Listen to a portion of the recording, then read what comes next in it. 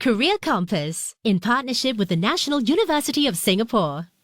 And good morning. Thank you for joining me, Susan Ng, with Justine Moss here on Your Money Mind. Well, the first NUS College cohort will begin studies this August. Students at this honours college will graduate with a degree from their home college, faculty or school, and the NUS College certificate. So what makes the program so unique? It's time we find out on Money Mind today, even as we get to know their broad interdisciplinary curriculum. And joining us now is Professor Simon Chesterman, Dean Designate of the new NUS College. And the NUS College is an honours college and the result of a merger between Yale, NUS College and the University Scholars Programme. Professor Chesterman is also the Dean of the Faculty of Law at the NUS. Professor Chesterman, welcome to CNA 938. Good morning. Thanks so much for having me. Lovely to have you with us.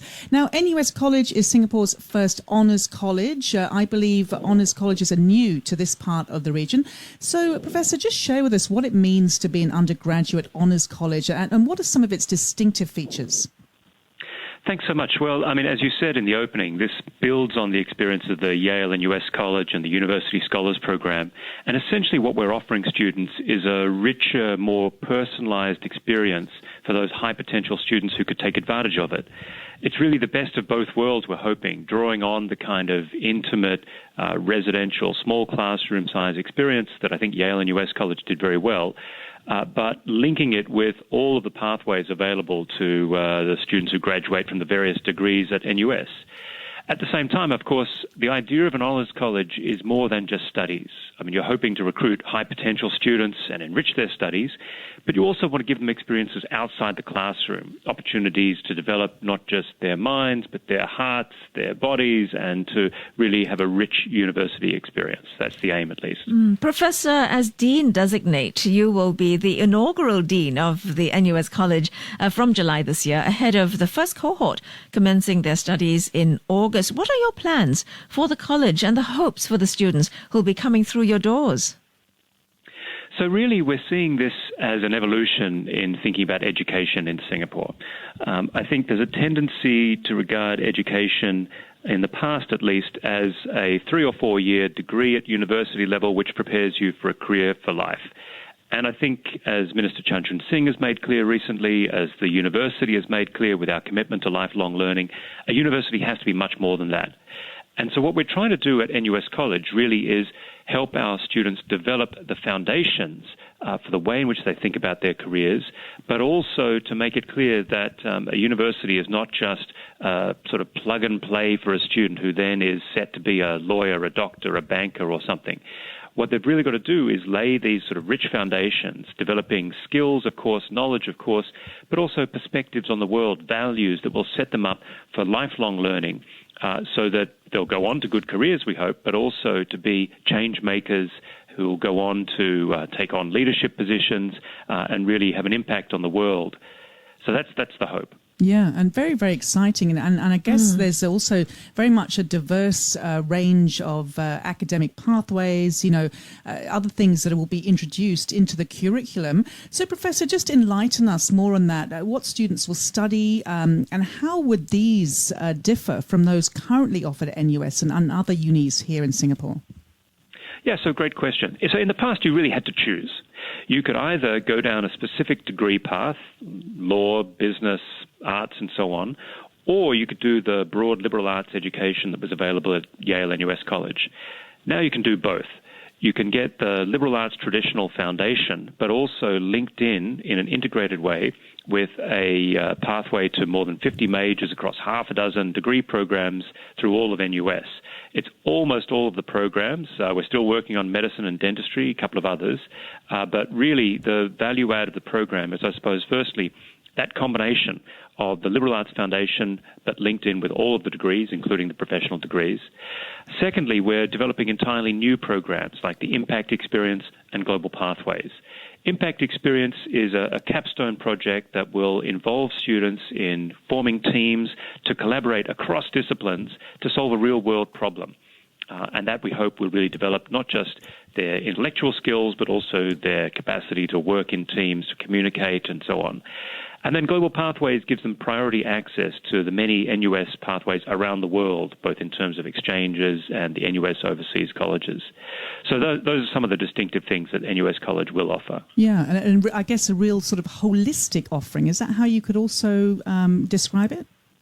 Exactly right. I mean, that's really the idea of a university education, again, should be more than just preparing you for the career you take on the day after you graduate. What it's really meant to be doing, we think, is equipping you for life.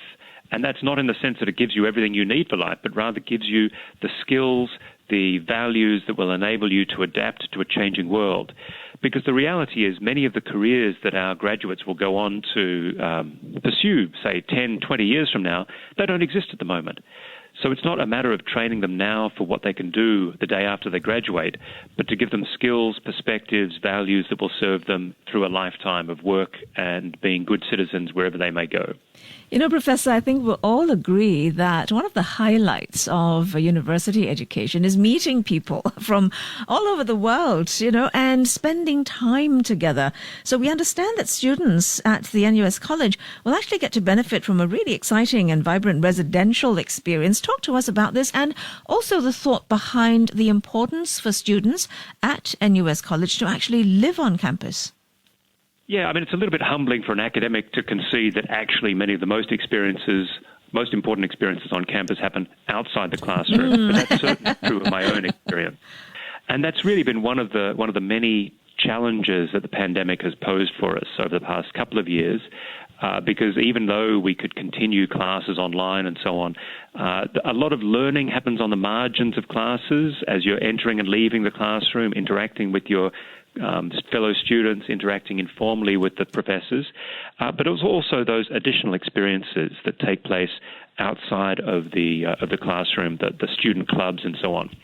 In my own experience, I mean, I had an opportunity to live in a college environment. I met some of our best friends there. I met my wife there. Not that that's a key performance indicator for NUS College by any stretch, but it's that kind of immersive experience.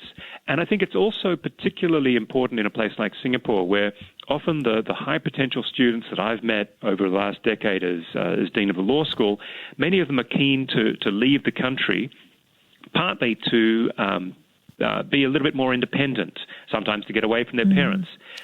And so that's something that NUS College, the residential experience, will offer as well, the ability to live as part of a community and to have all those rich experiences that happen outside the classroom.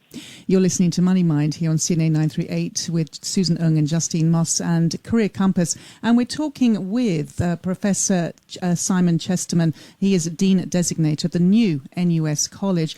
Professor, I read that the college will leverage on its many global partnerships with the Global Pathways program being one of the flagship programs of the college. Share more with us about this program and how it will benefit your students. Yeah, so I was just saying that some students might come to NUS College instead of studying abroad, but it doesn't mean you can't study abroad as well. So we're committed to creating lots of opportunities for our students either to pursue studies abroad, and there are a whole range of exchange possibilities, but there's also a really exciting program that's being developed by my colleague Daniel Goh on the Global Pathways program. And so this is not just going to be an exchange experience where you, for example, go to another country and go to their classrooms, but you'll actually go to their boardrooms, you'll go to their museums, you'll go to their stock exchanges. And so rather than just studying technology in Beijing, you'll be meeting technology entrepreneurs in Beijing. Instead of just studying finance, you can go to New York and go to the stock exchange. Instead of just studying visual arts, you'll go to Paris and meet designers and artists. And so NUS has these pathways set up through what we've called the NUS Overseas Colleges.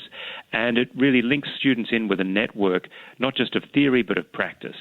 So that the aim is to give students this opportunity really to see themselves in the world, to interact with counterparts around the world, and then come back to Singapore with all of these skills, with all of these experiences, and then take it wherever they want. Yeah, and pick up sort of, I guess, cultural bits, pick up maybe a bit of the language as well at the same time. Again, adding to that whole holistic package. Yeah, and I mean, I think this is a little bit more common. Obviously, we've slowed down during the pandemic, but I was delighted to welcome exchange students to the law school a couple of weeks ago, and we're sending students off abroad. But the reality is that when you travel, two things happen. Firstly, you hopefully learn about the place you go to. So if you go to New York and the stock exchange, you'll learn about New York and so on. But you also learn a lot about Singapore by being outside your comfort zone, by being nudged, encouraged, pushed really to challenge things that you take for granted. And so that kind of global experience is really beneficial for students. At the same time, we're also bringing the world to Singapore. So there'll be around 1 in 5 of the students in NUS College will be from dozens of countries around the world. We'll have exchange students. So we'll have a very international environment here as well. And that's really intended to help prepare our students to be truly global citizens. Yeah, a global viewpoint is very important today, isn't it, Professor? Absolutely. I mean, Singapore is one of the most open countries in the world. Again, that's why we're pushing so hard against the pandemic at the moment. More than half of our GDP is linked to cross-border activities. And the idea that you could be purely focused on Singapore, even if you don't travel, you're going to be interacting with people from around the world. You'll be trading, doing business with people from around the world. And it's important to understand those perspectives. Even if you're not an expert in, for example, Indonesian culture, you at least know what you don't know. And that's one of the other things that we're going to be trying to do with these students is give them opportunities not just to go to high signature places like New York, London, Paris, Beijing, and so on, but also enmesh them in the region, help them see the opportunities in ASEAN in particular, which plays a key role in Singapore's economy. Professor, we understand that degrees will be still conferred by the student's home faculty or school at NUS. What are some of the possible career pathways for graduates who've gone through NUS College experience? So the pathways could lead everywhere and anywhere. So clearly any student who goes down a degree pathway that has an existing track into a career, like law, medicine, business, and so on, that's pretty easy to see how they could continue. And we're hoping that the NUS College experience will enrich that. But we're also hoping that students will chart their new paths. One of the key things we've been doing across the university in general and at NUS College in particular is getting students to see the connections. Because the reality is no one goes to a lawyer, for example, and says, I have a legal problem. They usually have a legal problem. There might be a business dimension to it, a personal aspect, could be a political question. Similarly, in other degree programs, I mean, if you're doing business, you need to understand not just economics, you need to understand people. Increasingly, you need to understand technology, you need to understand science. And so by creating an environment where students are not just studying alongside people from different pathways, but living alongside them, making friends with them, then we're hoping that those students will go on to draw connections, which brings me back to this idea of the careers that haven't been invented yet. Yeah. So we're fully hoping that many of these students will go on to chart new pathways.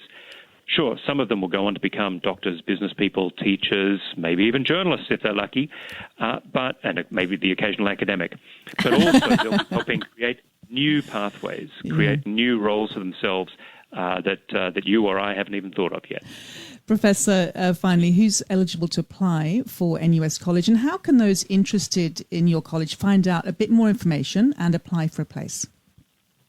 Well, if you Google NUS College or just go to nus.edu.sg, then you'll find the website. But really, it's open to anyone. Anyone who is applying to NUS, we've simplified the admissions process so that if you're applying to almost any of the degree programs at NUS, all you have to do is check a box.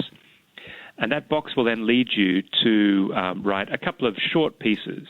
We want to have some rapid-fire responses, a short essay, and a short answer question. This is just for us to have a sense of whether this is something that would interest you and for you to maybe think about whether this would be of interest.